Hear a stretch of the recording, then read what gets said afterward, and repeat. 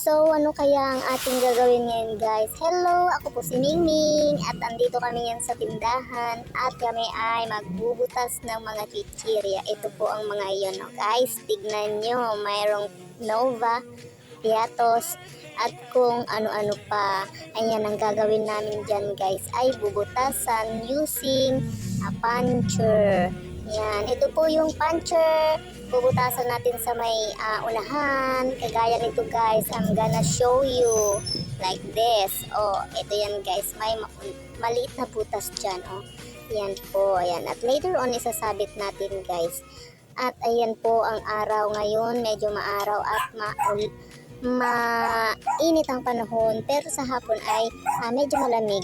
Ayan, tumatahon na naman ang aso sa background guys. Ewan ko anong problema niya. So ayan po, ayan halimbawa na isasabit natin ng mga chichirya.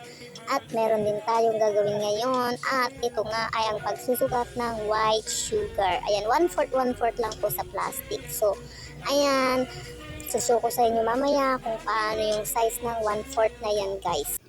So, ganito lang guys ang aming buhay sa ating tindahan. Ayan, o itali natin ng mahigpit.